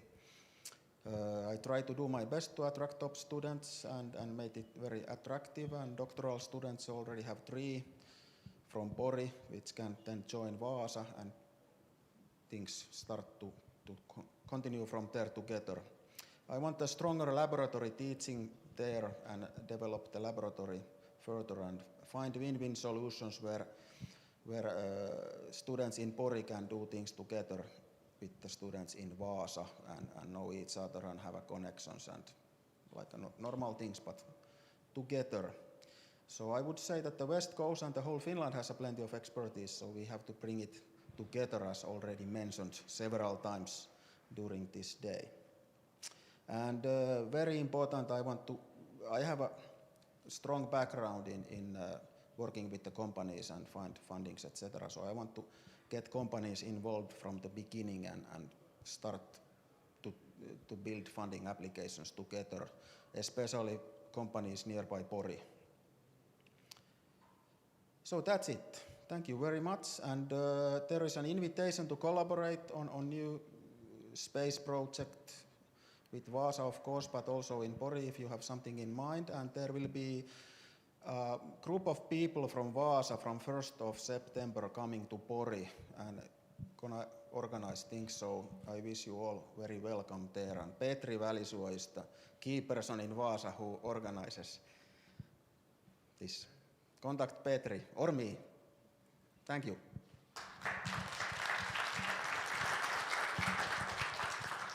All right, thank you so much for the interesting presentation. Do we have any questions? Yes. Although we discussed with Pekka, but still, this master program on this remote sensing for environment monitoring, will it start in this semester? And then I was just wondering that this is University of Turku's degree program in Pori. So does it mean that in Turku this program exists, or is it just in Pori, or is the University of Turku the same program, or what is the connection of why they wanted to do it in Pori? I mean, you might not know, but it's interesting, this degree program. Why is it like enough student there, because Pori is a small place? These are we can discuss later, but just to open up this. Will start this semester already, degree program, or also the start in Turku? How is this? Yeah, thank you. It's gonna start in 27, and as said, it's organized by University of Turku. I don't know the details about it. I haven't not seen the curriculum or whatever. I'm not involved, but because I'm located in Pori, I hear things. And I guess why Turku wants to work together with Satakunta University of Applied Sciences, that we have a good engineering students, and they saw the opportunity to attract those to study in Turku and do nice things. Especially we have quite nice laboratory facilities there, and that happens to be the same thing why Wasa wants to work in Pori. But now I'm in the crossroads, or how to say, but it's also a big opportunity to do things together. And I have already spoken with the, like Rami Vainio in Turku, who is in charge of this. And we have a super good collaboration. So I think we can do something really big in West Coast, and we invite Heidi as well from Tampere. Thank you, Pekka, for the presentation. 2 questions. One is, how do you get the companies to be involved in shared project applications as a university, for instance? And secondly, how do you make sure that that balloon you were showing always points towards the camera with the logo? Thank you. AI tricks is the balloon thing, but funding applications are a little bit AI tricks nowadays as well. But because I'm a strong believer on personal contact, so I'm just. For example, organizing this one, we had a party after this event, so we invited all the CEOs and the decision makers from the big space companies to our laboratory, and we had a lot of fun, and we agreed handshake that we are going to see in this autumn, and I will pay a visit to them, and it starts from there, I hope so. It's not yet proven, but that is the plan. So my idea is that I will ask them what they need, then I see what we can do and meet in the middle somehow, because they probably need something big business for tomorrow, which we cannot deliver. But I have a strong feeling that space industry needs very good students in all levels, in low level and in the highest possible level, who know something about space, or as much as possible, but they need a good workers, space-oriented, high-tech people. And that's, when we are producing them, they will come to us. That's, I believe so. Okay, thank you so much. Next up, we have Mikko Punnala from Sharpnav.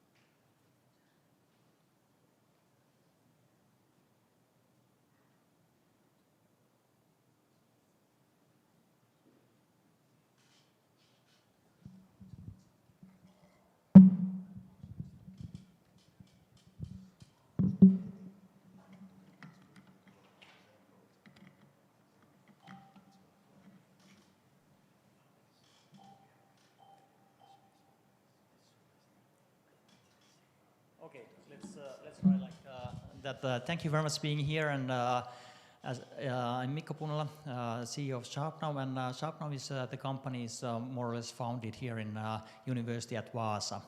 And we have gone through all those Finnish ESA BIC and ESA Phi-Lab mechanisms, so that it's one example how the companies can involve these mechanisms here in Finland. This is my doctoral thesis, and I would say that in UniVaasa, this space economy, also here in Finland, the mother of the space economy research is Heidi, as we all very well know, and also Arto, who has mentioned making those books. And I would say that the University of Wasa was a forerunner for space economy research. Someone may have said that my thesis was the first in the globe focusing on space economy, and there are two more doctoral theses coming, hopefully one in this year and the other one next year. So University of Wasa was frontrunner on space economy research. Hopefully that will continue also in the future. The material I will show is based on EU Space Academy learning platform lecture, and hopefully that will be published within a few days, and it's more or less 50 minutes monologue for space economy, and if you are more interested you can go and look what's there. How I look space economy, I look those not only space economy, you have to understand also space technology and geopolitics and put those together, then you can realize that what space economy can do and what you can interact with space economy. So that's the outcome of my understanding. The space economy as an integrated market system, you have the upstream infrastructure, as it was mentioned earlier today, that it's needed that space can be used. Then you have a space-enabled infrastructure and downstream services, which I will present a bit more on later. But there is one thing that I would like to emphasize all the time, that it's this cross-sectoral value. And if we are looking space economy is everywhere. Everyone is using space economy-based services nowadays. It's huge. How huge is, we don't know. And that's something that I'm really delighted that there is this space economy project, and we could get more detailed information how big Finnish space economy is. When I'm looking the space economy, as Petri mentioned already today, that we have 200 space company in Finland. That number has been presented last 5 to 7 years, and I would say that we have thousands of space companies here in Finland. And in globally, there will be millions or billions space companies, because every company uses space-based services today. Fundamental split is that there is upstream and downstream. And if we are looking in European-wise, not in Finnish or Nordic-wise, the upstream is not that we are focusing on. Downstream services and economy is where European companies are better, and the value is much bigger than the upstream. The other methodology to divide the space is the OECD Measuring the Space Economy handbook, and it divides its 8 segments, and defense is the 9th one, and this is something that OECD nations are trying to measure their space economy value based on these segments, and that's something that you can focus and looking at what is your expertise on those segments. But what enables the space economy? Of course, those technology enables. At the beginning, you have to have rockets, and nowadays there are those reusable rockets, and it was mentioned here already 2 spaceports in Nordics, and it's coming. Those are coming also here in Nordics. Miniaturization, AI, and everything is there.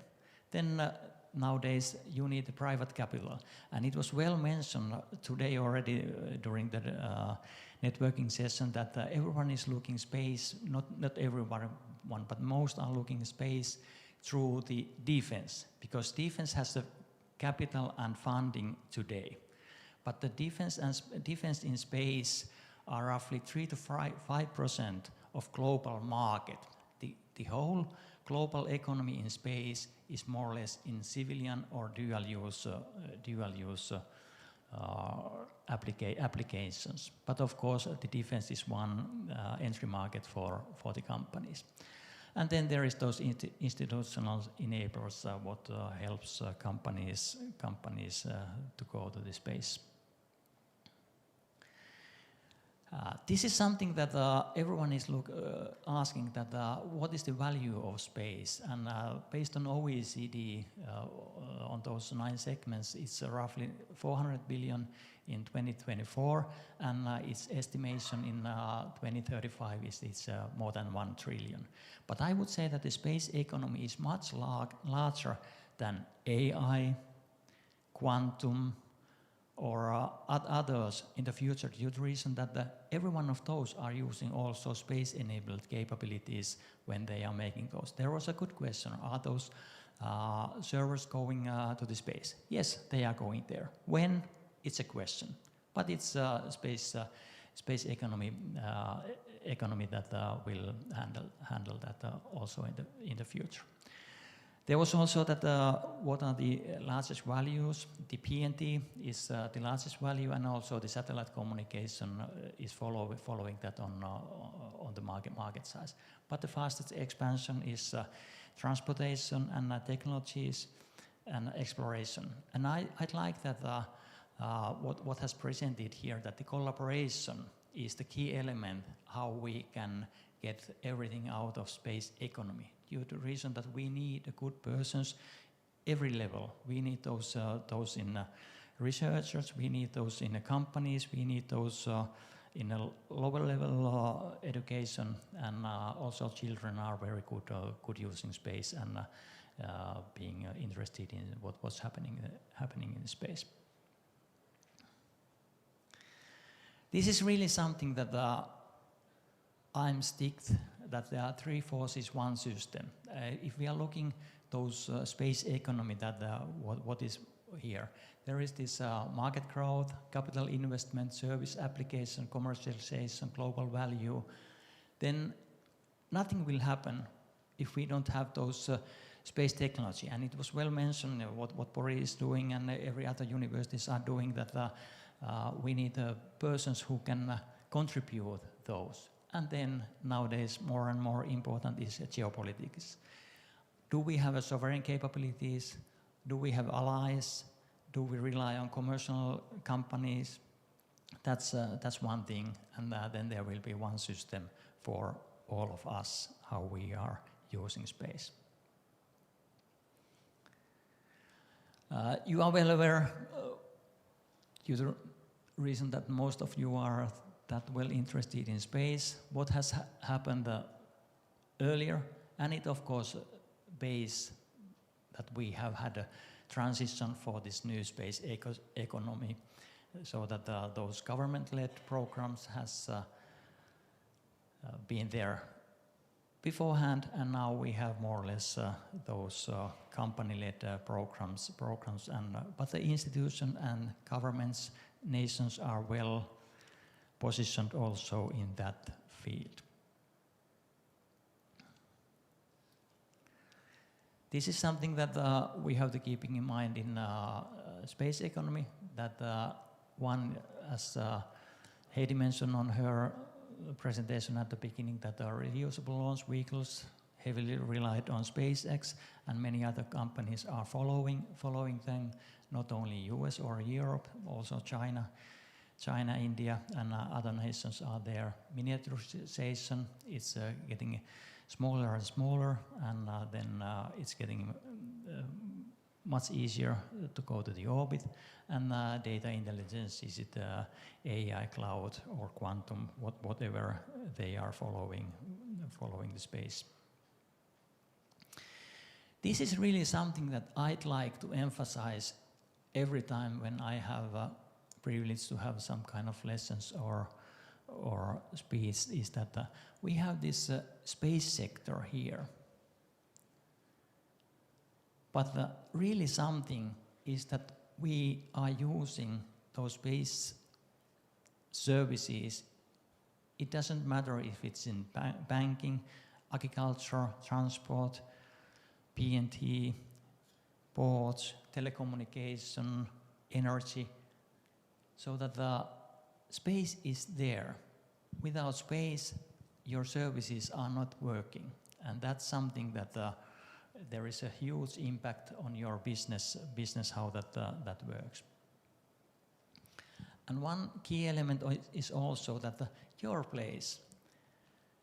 It's been well mentioned already today that there is many persons in different positions. One key position is of course the board and executive teams.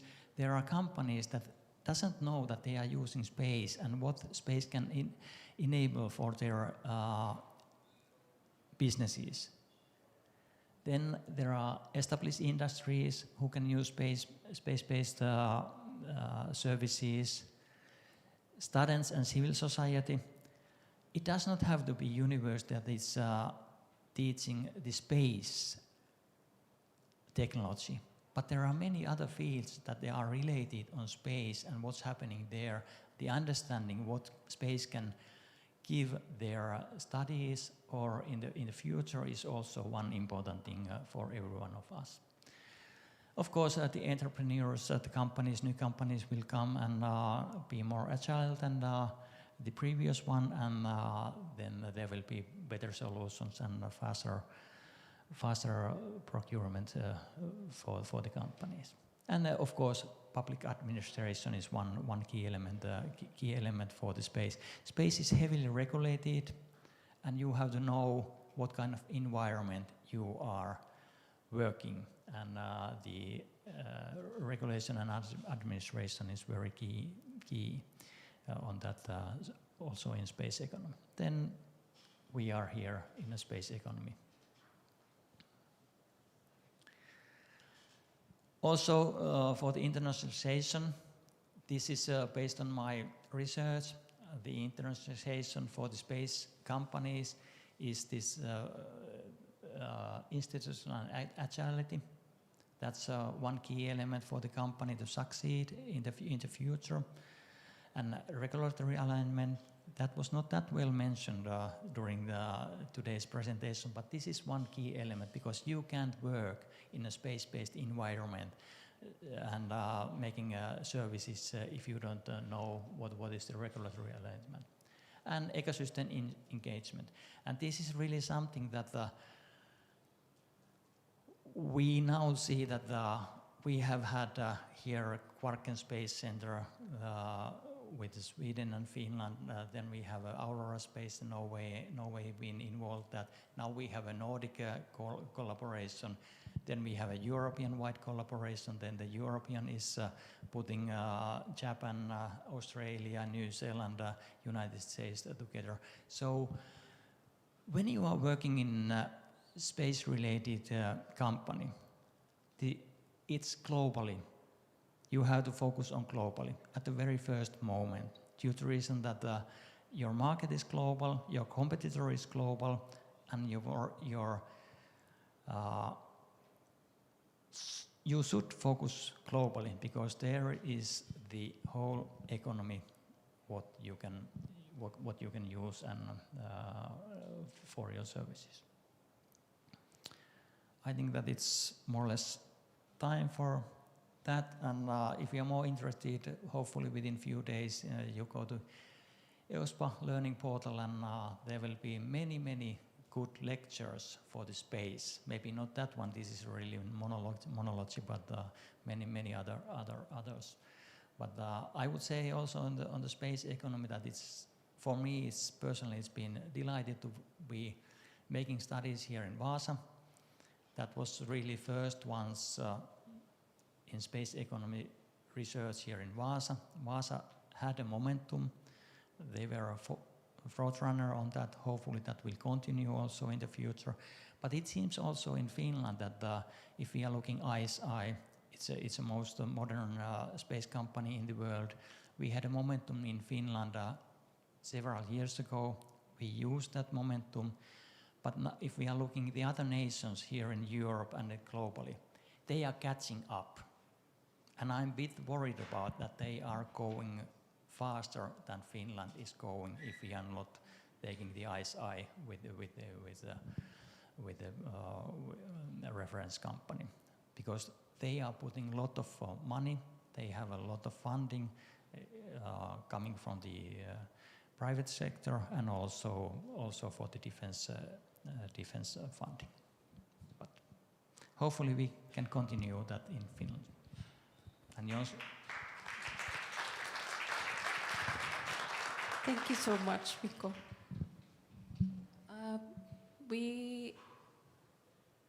While we get the next presenters ready, we have a panel discussion. I guess there's no time for questions now, but please catch Mikko after the event.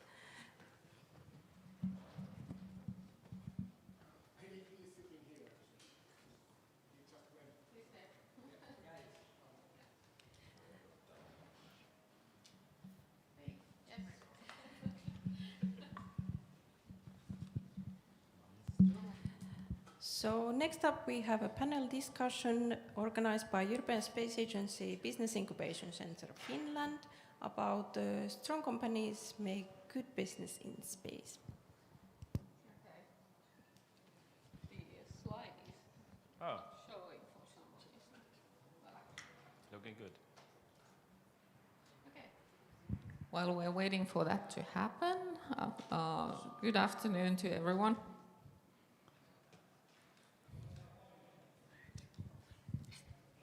Maybe we'll do the introductions first. So my name is Kaisa, Ahonen, and I've been managing the European Space Agency Business Incubator here in Finland for 2 years. And headquarters is in Aalto University, Espoo.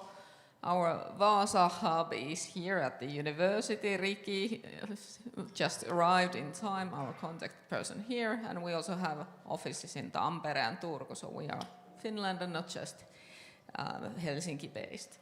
And with me today, I have my colleague from Aalto University, Miika Kostamo, who's heading the ESA Phi-Lab, and our longtime partner, Papula-Nevinpat IPR specialist, Ville from there. So I will give the floor to you first, Ville, to introduce yourself.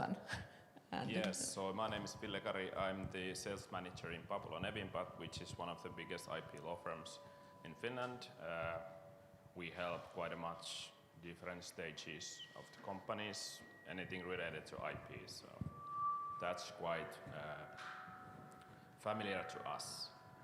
I've been working now in Papula almost 10 years, so I should understand something about IP, but I'm more like business-oriented person. So that's about it. I guess we have a partner like 2017 or something like that. Now we actually renewed our partnership. So it's still many years ahead, so looking good. And I would also like to mention that we are part of the AIC Council, which is European Innovation Council Network, and we are one of the only one IP partners there, so from Finland. Mitä sieltä tuli? Is there any technical help available? Do I have the right connection?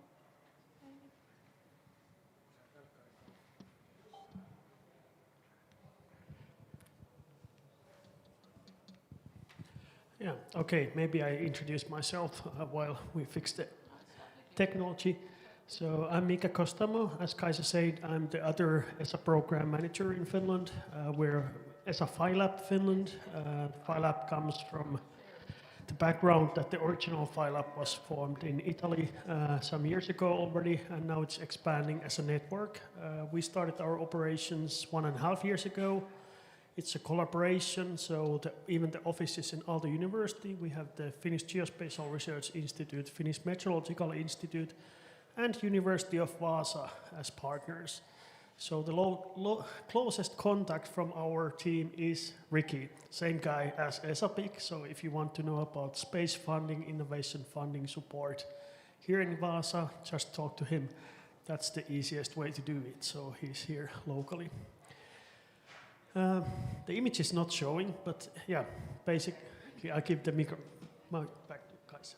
Yeah, thank you. So let's not worry about it. You can get the names of these gentlemen later on if in case we don't get this working. But actually I would like you, Ville, to stand there so I can see you both at the same time. So we've heard a lot about the collaboration, the projects, the research, everything going on, let's say on the higher level. So let's bring it to the more practical level of how to make actually money out of space and business, because that's our job in business incubation centers. We help under 5 years old startups with funding, expertise, connections to build their space-related project. And we are always on the lookout for new companies. I will tell you hopefully a bit more about our open calls in the end, but what interests me also from the audience, but from our specialists, like what are the new opportunities in the space business? What do you see is rising? Where is the money at the moment? I don't want to go to details, but I would say that the sort of services and applications that are using the space infrastructure have been quite active in our portfolio. So that's at least one point of view, that you don't necessarily need to build new satellites. I would agree with that. The Nordic newly published Nordic Space Technology Ecosystem Report was just published in the summer. It's actually been introduced this morning in Norway. There's now a few posts about it online as well. But I was part of the team doing that with our colleague Svenja from our office.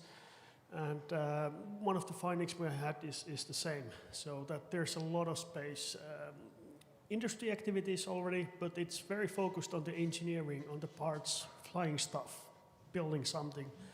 And there's still a big demand for new services which are end-user oriented. There's the same gap that exists in the academic research in all fields, is that the research topics are not necessarily the ones people are willing to pay for in the end, or it takes time to get there. And I think that's one of the areas. If you have more looking for new opportunities, go to new markets, go to new customers. They don't necessarily even know they need space. They just have a problem. They can't see the biodiversity. They can't figure out where the pollution is. They don't know there's a space solution for that. They know the problem. Yeah, and I would say also that it's quite more easier to build sort of software solutions or data-related system compared to satellites. So, yeah. Sure. Yes, thank you. And I have to add that even though we want to see all kind of companies, both downstream and upstream, and also companies utilizing, for example, the ESA patent portfolio, the common hope is to get more upstream companies also in Finland, but we of course recognize the downstream opportunities too. But where do you see the challenges? Like, is there going to be enough companies out of research, out of industry spin-offs, out of new talents from students to use these opportunities? And what do they need to be able to make it as a successful, strong space company? Yeah, maybe it depends a bit also on a personal perspective. It depends if you want to have an academic career or you want to go to the industry. I don't think there's a gap in the knowledge. There's maybe gap in the need mapping at the moment. So I don't see too many academic research projects with, let's say, end user interface development or something like that, which would be studying actually what is needed. I see a lot of opportunities also on these cross-industry platforms. Actually, we have now in Phi-Lab 4 companies. One is agriculture, one is forest industry, one is doing PNT, Sharpnav, which was also in the States. Mikko can talk more about that. And one is doing thermal cameras for low Earth orbit satellites. So all these have industries. One is smart cities, one is positioning, navigation, one is agriculture, one is forestry. So 4 companies funded, and you still can find 4 different industries. I think that's the main thing. Of course, the growing companies have a huge issue with finding talent, but I think they already moved to international side. So at least half of the ESA and UniVaasa and those companies, the technology experts, are actually coming abroad. Just in surveying business, if we in Finland we have, let's say, about 100 people graduating. The latest estimate for that industry in China was that there's about 4 million people in the industry. So you probably find the experts somewhere. Of course, you have to somehow get them here, but interesting, trendy stuff is interesting also globally, and people want to get to these interesting companies instead of being stuck in the, let's say, local authority office of doing paperwork. Yeah, I would add that what I've seen during the years that actually one of the problems has been that we know how to build new IP, we know how to build new technologies, but we don't necessarily understand the markets, what's happening and why, and who are the actual customers, and that's quite much relates to IP stuff also.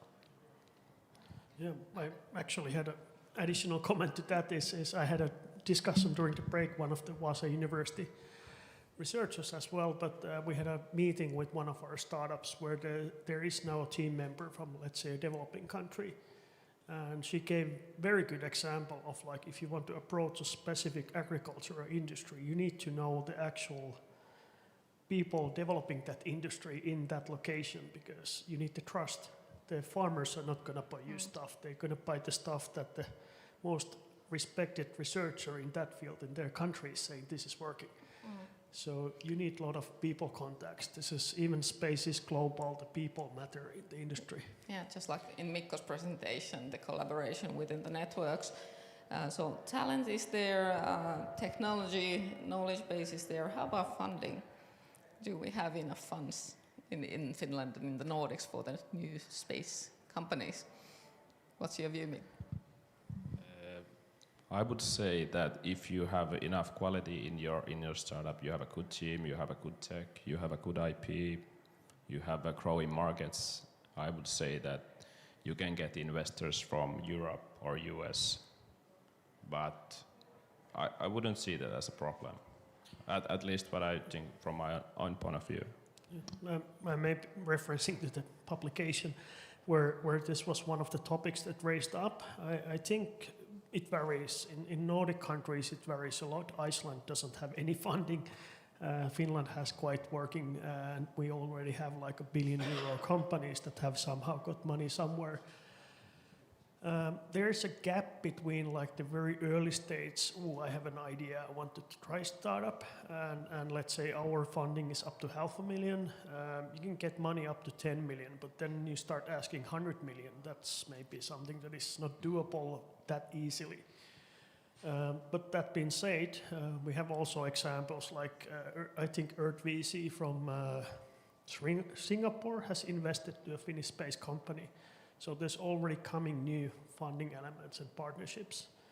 And I think the recent round of ISI had maybe at least 2 continents involved in the investor pool. So it is there, but maybe for the newly established companies, it takes time to attract the attention to get to the big investors' interest at all. Yeah, you might be right, because in ESA BIC we give 90,000 for up to 2 years projects, so that doesn't take too far. But we have managed to help our startups, for example, Aavos, who just graduated from our program. They are doing space lasers, which is kind of an interesting thing. They managed to secure their seed funding run during the incubation, so it is possible to get money for hardware. They are doing laser equipment to track space debris. So money is there. But as we speak of investors, a lot of investors, especially in deep tech area, they are looking for moats. For those who don't know what the concept is, it's a medieval defense structure around the castle. Vallihauta, water moat, something you can easily defend. So what, in your opinion, is a good moat, and how should a startup build it? And this is kind of targeted to you, Ville, because of IP. Yeah, I might need to know something. Well, I would say, even though I work in IP firm, of course the IP is very important. If you have some novel technology or some very innovative stuff, but still in the end, if you have IP but nothing else, I would say that that's not enough. It's not going to work unless you license your IP. But then, of course, the data, like you can see with the bigger players who have the biggest amount of data and the best data will win. So I would say that's very important, but also the customer relationships. So that's something that can be sort of changed so easily. It depends, of course, the agreements. And then I would say also that you need to have a team that can do a very strong execution. When you have plans in place, then you need to execute. You cannot just plan and plan and plan. I think one of the things we noticed in the Nordic study is not just limited to Finland, was that there's usually the growing companies have some core knowledge they're very good at. If you outsource everything, you basically put your core business in the hands of whoever is selling you CPUs, whatever technology, because then you're not controlling if they decide that, oh, we don't produce that anymore. If you have some core technology which you can patent or secure, if you're in software side, it's your own analytics, nobody else has access to that. And especially in software companies, not that common to patent the core software. It's just protected. You don't get access to the models, you don't get access to the analytics. And that's really hard to copy, because it's not even in an IP document that you could read through and see, oh, I make it in a bit different way and now it works like this. Yeah, and maybe one thing to add, that how you identify the infringement, for example, with satellites or something like that. So it's not so easy necessarily. So you can't take the neighbor's satellite down and see same radar. Yeah. So, and I think there's another point on the IP is also the contracts. So like who has the ownership, who owns the invention? That's a big part of the IP, not just the patenting, but actual the contractual agreements, the partner agreements, the core technology agreements. Because that's how you keep the stuff in your company, otherwise it's open access. There are, of course, companies with fully open business models as well. But yeah, like Tesla, right? Yeah. I'm really happy, Ville, that you took also the team there as a mode, because we all know this is people who build the stuff. There's no machine yet who builds a business and runs the business. So team, technology, of course, but also as a project manager, I have to say the processes. So you have to build the culture, and so that the company works as it's meant to be working, so you can easily scale up later on. Ricky, you have a question or comment? I have a question relating to the moat. Is it all right to ask now? Well, sure, go ahead. So in quote-unquote traditional business. We've talked a lot about, at least this summer, in the Summer Bloom program at the University of Wasa, we've talked about exclusivity deals as moats. And as the space, like hardware in low Earth orbit and other orbits gets increasingly crowded, do you see that exclusivity of deals with data providers that already provide the upstream part, would that be a valid moat for a downstream company?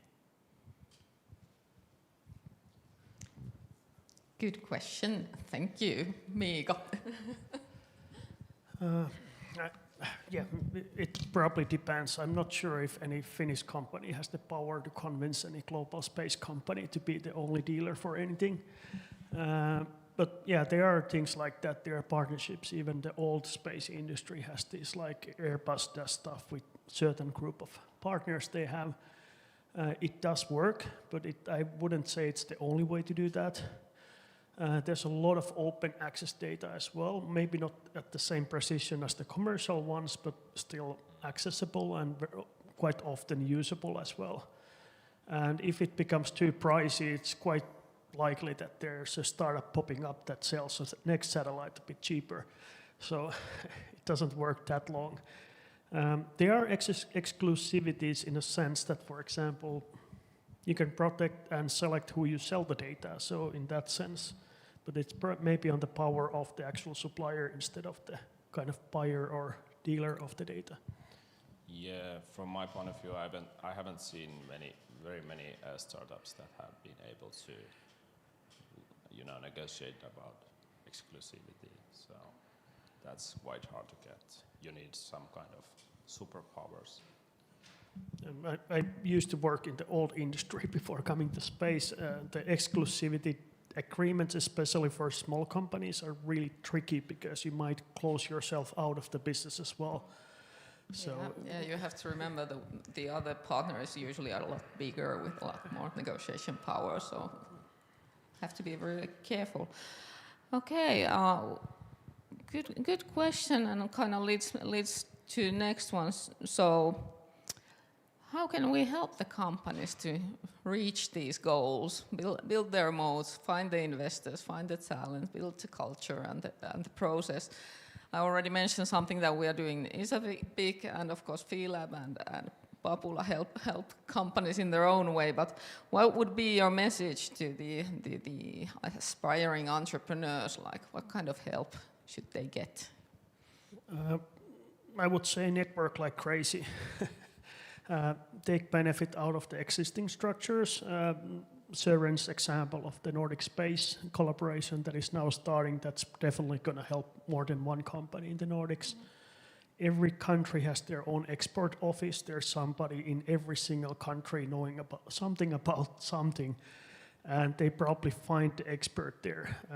I had a startup on totally different industry over 10 years ago, and one of the key elements for us to grow into other countries was partnering with Business Finland at the time and finding a person who is willing to contact in the local language the potential customers, set up meetings. And then we got the first deals actually and found the first customers. So sales, networking and sales, I would say, because every startup is struggling with getting money and you need that to grow. It's not just enough to get the innovation funding. You actually need business, otherwise the innovation will be ended at the end of the project. Yeah, and typically the burn rate is quite big or high, so you don't actually have so much time. Then you just need to start raising again, and so it's quite hard. I would say that I've been helping a few of the early stage companies. I would say that you need to find good advisors to your team. So maybe that's the one thing what I would like to sort of add. Because I've seen many companies struggling and they are not ready to ask for help. And in the end, it's about people. Yep.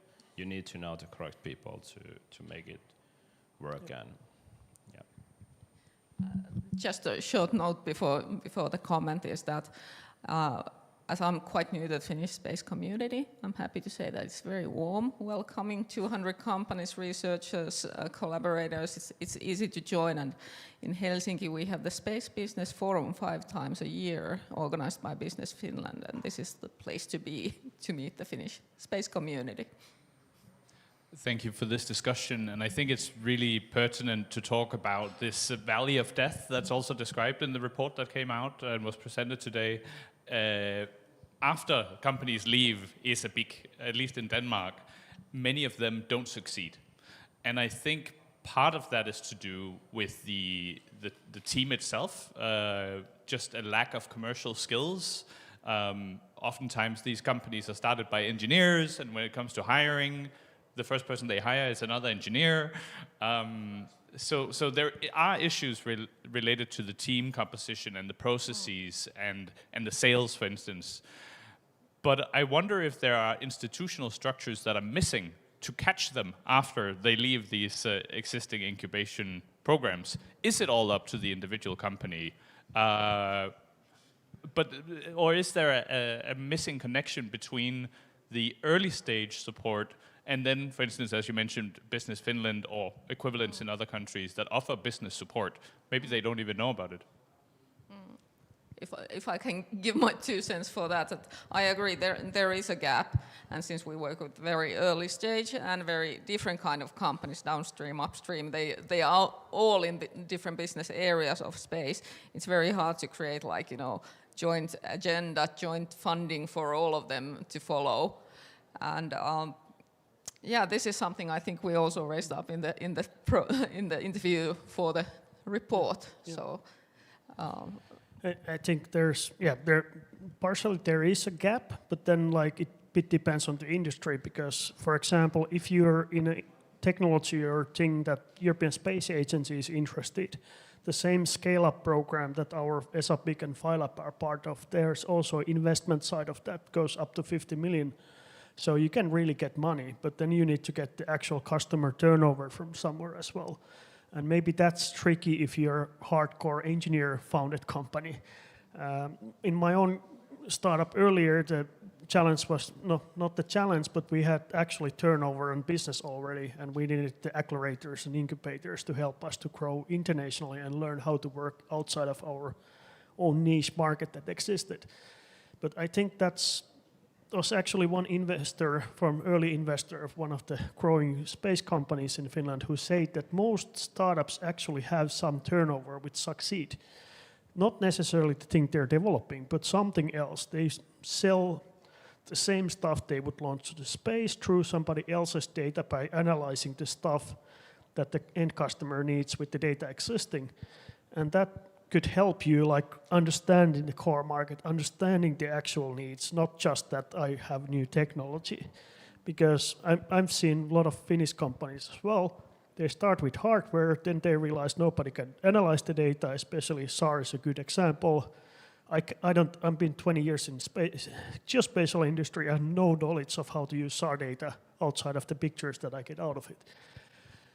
You need to analyze that. Then you end up in customer segments and industries where customers have Excel sheets and PDF readers. Then you need to do the whole kind of service. So I think there's a gap between the hardware to service business model, and that's not necessarily any program doing that. Yeah, so maybe the solution is customers. Find paying customers to continue your business. Okay, thank you. Thank you, Ville. Thank you, Miika. And just a short, note, advertising. So we have 2 calls open actually at the moment. The brand new pre-program is for teams and startups who intend maybe or think of applying to ESA BIC within the next year. So the deadline is already on Thursday, so we're looking forward to many applications. It's a 6-week series of webinars, so easy to access for everyone. And then the actual call for incubator is open until the end of September. So we will be selecting hopefully 5-ish companies to join the incubator later on this year. And here's the QR code for the pre-program application. And Ricky will be the manager of that program, so please talk to either of us if you want to know details. Thank you, Ville, thank you, Miika, and thank you. Thank you.